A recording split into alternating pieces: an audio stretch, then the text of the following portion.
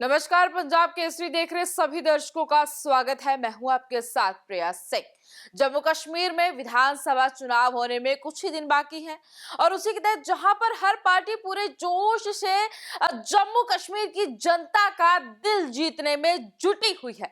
लगातार चुनावी सरगर्मियां देखने को मिल रही है। तो जम्मू कश्मीर में विधानसभा चुनाव के लिए कांग्रेस का बुधवार से यानी आज से स्टार प्रचार शुरू हो गया है।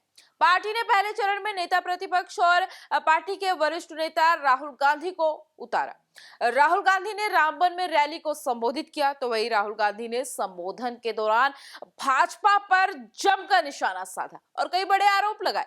तो वही जम्मू कश्मीर की जनता से स्टेटहुड वापस दिलाने का वादा किया। तो वही राहुल गांधी ने अपने संबोधन के दौरान विपक्ष पर हमला करते हुए कहा कि पहले राजा महाराजाओं का समय था, आज कश्मीर का राजा एलजी है। सबसे पहले जम्मू कश्मीर को जो स्टेटहुड है वो वापस देना है,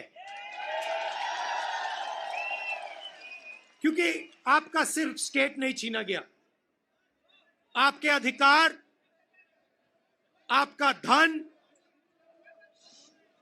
सारा का सारा आपसे छीना जा रहा है।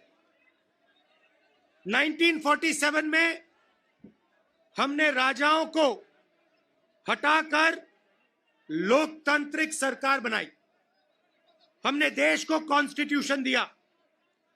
आज जम्मू कश्मीर में राजा बैठा हुआ है, उसका नाम एलजी है, मगर वो है राजा।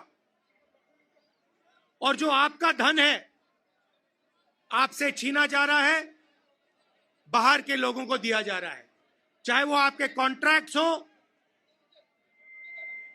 सारा का सारा फायदा बाहर के लोगों को मिल रहा है और जम्मू कश्मीर के लोगों से छीना जा रहा है।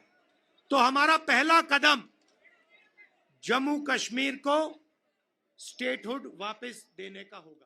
तो वहीं राहुल गांधी ने संबोधन के दौरान पीएम मोदी के साथ अंबानी और अडानी को भी लपेटे में लिया और कहा कि संसद में मुझसे कहा गया है कि मैं अडानी और अंबानी का नाम नहीं ले सकता, तो मैंने उन्हें A1 और A2 के नाम दिया है। भाई और बहनों, पूरे देश में नरेंद्र मोदी जी ने बेरोजगारी फैलाई है। पता नहीं आपने अदानी जी का नाम सुना है? सुना है? हाँ, मोदी जी के मित्र हैं। पार्लियामेंट में मुझे कहा, आप देखिए, पार्लियामेंट में मुझे कहा कि पार्लियामेंट में मैं अदानी और अंबानी का नाम नहीं ले सकता। तो मैंने कहा ठीक है, नाम नहीं ले सकता तो कुछ तो कहना पड़ेगा। तो A1 A2 नाम दिया मैंने उनको। हम दो, हमारे दो, नरेंद्र मोदी, अमित शाह, अंबानी, अदानी, इनकी सरकार चल रही है।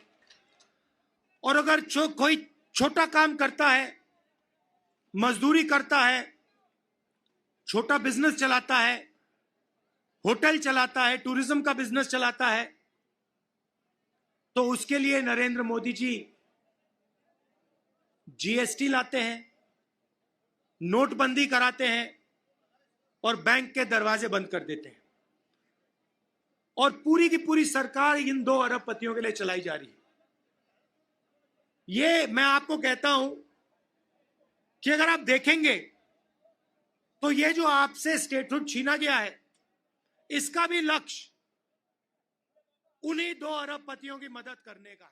तो वहीं राहुल गांधी ने बेरोजगारी के मुद्दे पर भाजपा पर हमला करते हुए कहा कि मोदी सरकार ने पूरे देश में बेरोजगारी फैलाई है। तो कश्मीर के जो लोग हैं, जो व्यापारी हैं, जो इस प्रदेश को, इस देश को रोजगार देते हैं, चाहे वो टूरिज्म की बात हो, हैंडीक्राफ्ट की बात हो, उन सब को ये दबा कर रखते हैं।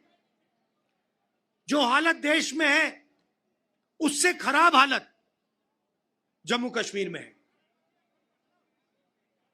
देश से ज्यादा बेरोजगारी यहां जम्मू कश्मीर में। और ये उल्टी सीधी बात करते हैं। कभी नरेंद्र मोदी समुद्र के नीचे चले जाते हैं, कभी हवाई जहाज में उड़ते हैं, कभी किसी नेता से गले लग जाते हैं, मगर बेरोजगारी के बारे में इन्होंने कुछ नहीं किया है। तो यहां हमारे एक युवा नेता हैं, एक बात मानकर चलो, यहां पर कांग्रेस पार्टी की अलायंस की सरकार आ रही है। राहुल गांधी के रामबन में संबोधन के दौरान जहां एक तरफ भाजपा सरकार को घेरा, तो वहीं दूसरी तरफ अंबानी अडानी को भी लपेटे में लिया और जम्मू कश्मीर की जनता से कई बड़े वादे किए। तो वहीं संबोधन के दौरान राहुल गांधी ने रामबन में 2 से 3 दिन रुकने की इच्छा भी जताई। तो अब देखना होगा कि राहुल गांधी के संबोधन का जनता पर कितना असर पड़ेगा, कितना भरोसा करेगी जनता इंडिया गठबंधन पर। क्या जम्मू कश्मीर की जनता मौका देगी कांग्रेस और नेशनल कॉन्फ्रेंस के गठबंधन को? ये तो आने वाला समय ही बताएगा। तब तक के लिए जुड़े रहे पंजाब केसरी के साथ।